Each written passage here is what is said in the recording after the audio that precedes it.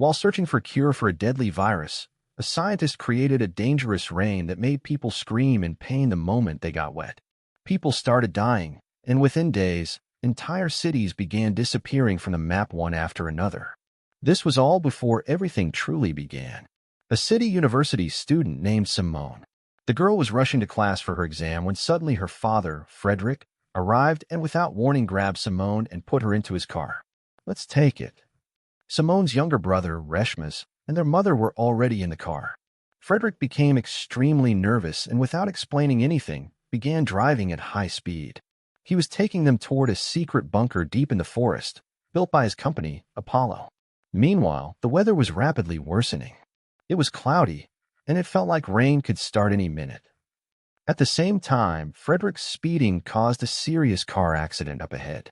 The road was completely blocked. People began angrily arguing with Frederick, but he didn't care. He immediately got his family out of the car and he ran into the forest carrying the bag. As soon as he arrived, the first drops of rain began to fall. Frederick. He quickly unlocked the bunker using his fingerprint and ushered everyone inside. Once inside, Simone and Reshmas were both confused about why their father had brought them there.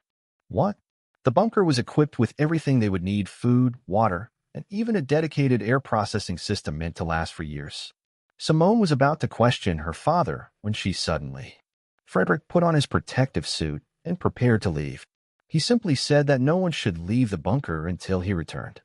Simone tried to stop him. She tried to find out the truth. That's when Frederick revealed that a dangerous virus had spread through the rain outside. Anyone who comes into contact with it dies in agony within seconds.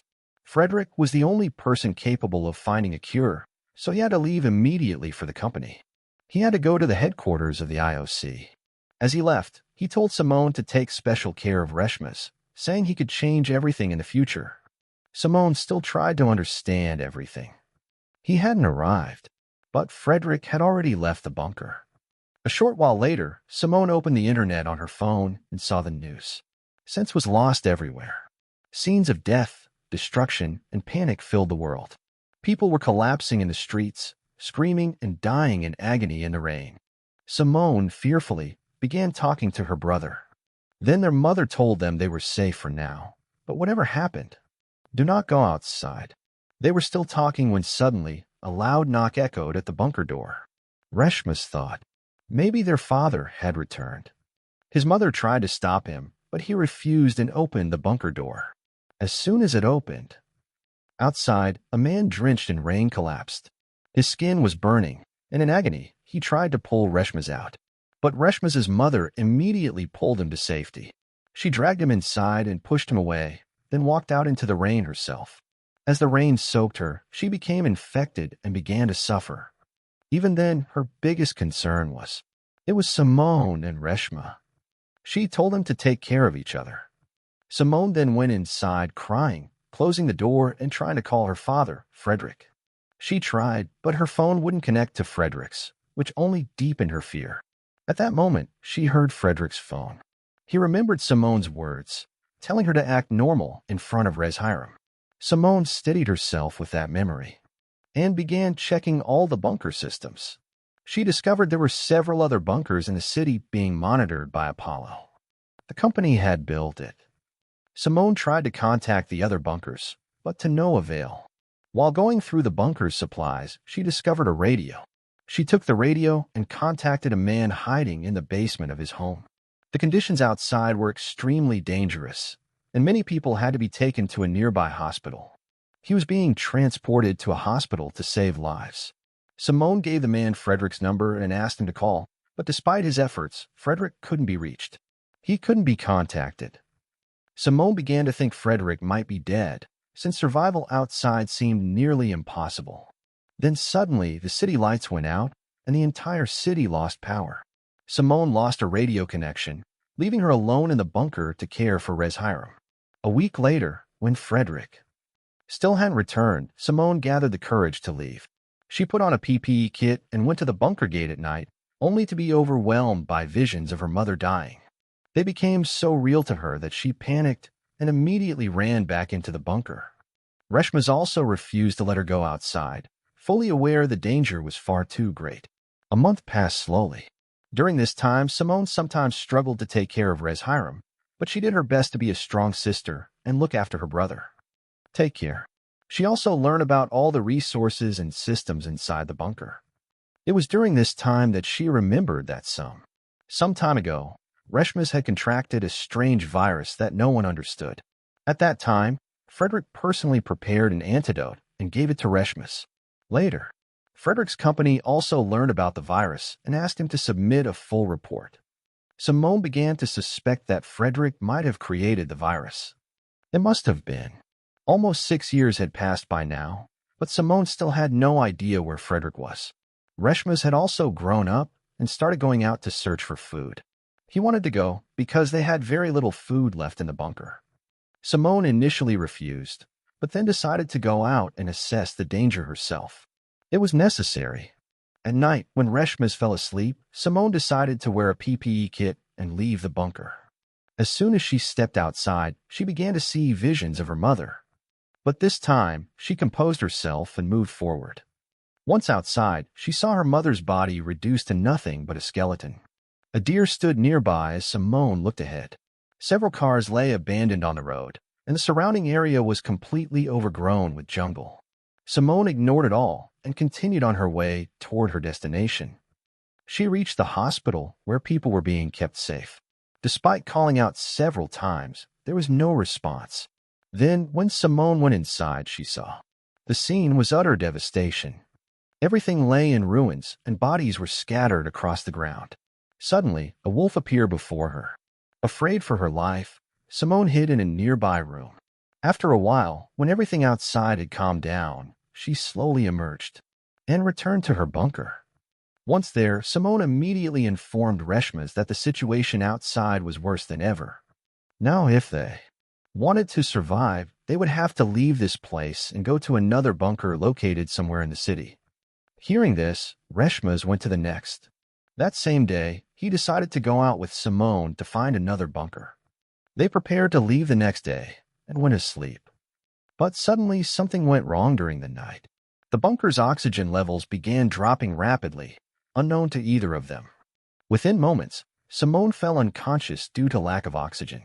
But luckily, Reshmas heard the alarms just in time. He immediately picked up Simone, quickly locked the door, and ran outside. Both of them came out without PPE kits, but surprisingly, they didn't feel any discomfort. It clearly meant they were now able to survive even without the suits.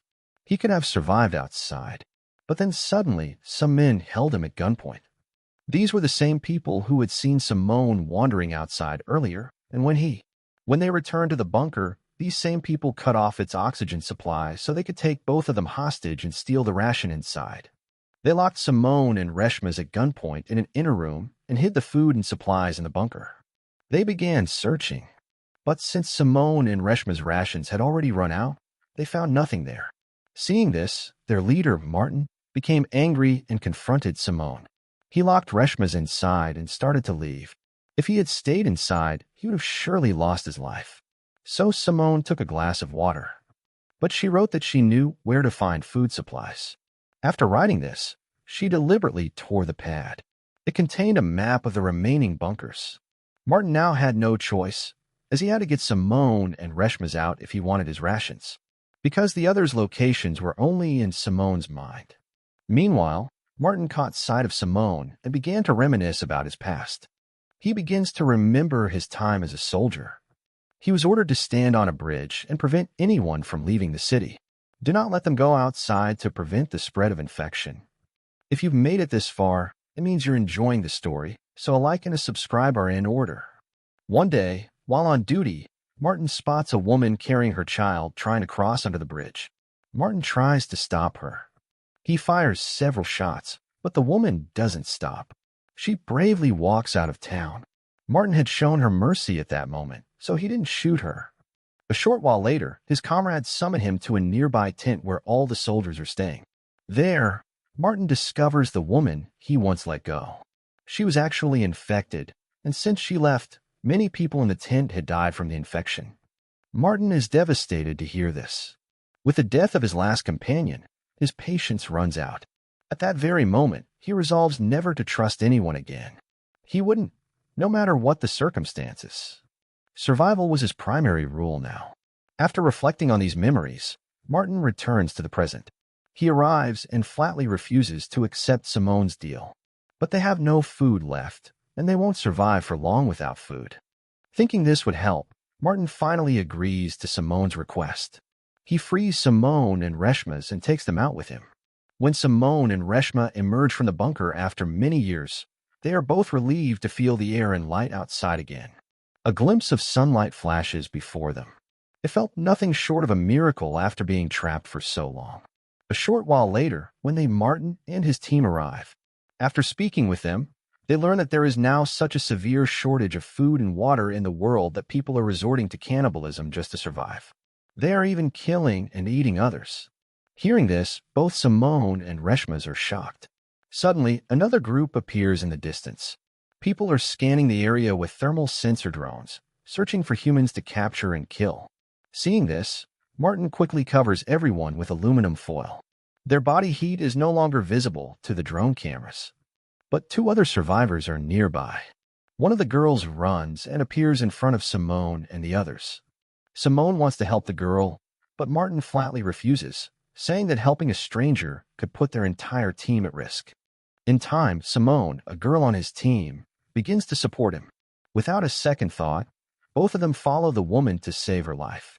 They run. The woman slips and falls into a small river. Some people following her are about to kill her. But just then, at that moment, Martin arrives and without any delay shoots both men, because no matter what, Martin never leaves his team. But then, Martin is forced to shoot her as well. It's all for Simone. It was a huge shock. Then she realizes that staying on land is safe, but coming into contact with rain or standing water is dangerous. The risk is still very high. Even the slightest contact could infect them. After this incident, Simone takes everyone to another. She heads for the bunker, whose location she had memorized. It would take them almost a day to reach it. They all decide to stay in a nearby house before nightfall. They do. Inside the house, they find some weapons, clothing, and other belongings belonging to dead hunters. They also find some bottles of clean water. John watches as his sick companion, Leia, drinks the water. Their mutual care brings a smile to Simone's face. At first, she simply helps them reach the next bunker. She wanted to keep distance. But now she realizes these people are not bad. Gradually, Simone begins to truly want to help Martin and his team. The next morning, everyone resumes their journey. On the way, Reshma steps into a water-filled pit. Seeing this, Martin immediately draws his gun. He raises it and is about to shoot him. But Simone steps in and stops him. She immediately removes Rishiram's shoe and checks her socks. Surprisingly, they are completely dry. That means Reshma's shoes are waterproof, so there is no reason to worry at all. Martin was not infected. Seeing this, Martin lets out a sigh of relief and lowers his gun. They then continue their journey together, eventually reaching the other. They reach the bunker. Simone's fingerprint unlocks the door. Everyone's faces light up at the sight inside. There was enough food to last them for years. Everyone rejoices and eats to their fill. But Simone feels uneasy, uncertain about Martin and his team. She doesn't know when they might turn on her. When she confronts Martin about this, he explains to Simone that she has been inside the bunker for the past 6 years, so she has no idea about the outside world or its people. The circumstances were unclear. Martin was actually a good man, but these times made it hard to trust anyone. Still, Simone. She ignores his warning and goes inside the bunker. There, she finds a charging phone, which shows her and Reshma's phone. A childhood photo of Simone was on the phone. This phone actually belonged to Simone's father, Frederick, who had moved from the old bunker to the new one for a short time. Simone immediately joined Reshma in the new bunker. She checks her phone and finds a video of Frederick explaining that he is working at a headquarters in Sweden to develop a cure or antidote for the infection. Simone immediately thinks her father might still be alive. So she decides to go with Reshma to the Swedish headquarters. Simone told Martin this and hoped he would help them. But Martin flatly refused, saying they were in no danger in the bunker. However, to reach the Swedish headquarters, they would have to pass through the city, where many hunters would be hiding. Martin thought this was very difficult. It could be risky. Martin also considered that Frederick's video was 6 years old anyway, and he would likely be dead by now if he had succeeded in creating the antidote. But Simone ignored him and left the bunker with Reshma, taking a few days' worth of rations. Beat also decides to follow John and Leah because she truly wants to support Simone. Leah has realized that it was because of Simone that she was able to do this. She was able to reach the bunker and be safe. In any case, Martin and Patrick were about to kill Leah, John, and Beat. In fact, the three of them were trying to kill Martin and Patrick at that time. Unbeknownst to them, they were the only group trapped. Martin and Patrick had caught them with the intention of robbing them, and Beat, in order to save his own life, had taken them in with one of his men. They reveal a hidden hideout where they've stored food for several days. Martin accompanies the five of them to the site. They all share a meal, and they truly enjoy being together. At night, Beat requests Martin to provide them with protection. Martin agrees, and ever since, they all live together. In the present time, Simone and Reshma, unaware that John, Leah, and Beat were following them, approach the city. On the way, they spot a bus blocking the road ahead. Both of them are exhausted, so they rest for a while on the bus. But after a while, they find something outside. Shadows of people appear. Both are stunned with fear. Then it turns out that the people are Beat, John, and Leah. Simone, who likes them very much, takes them to the bunker. She tells them to stay safe. But the three decide to stay with Simone. They reach a nearby safe place and start eating. But then a group of hunters arrive. They have to leave immediately. While running, Simone splits off and reaches a fence on the road.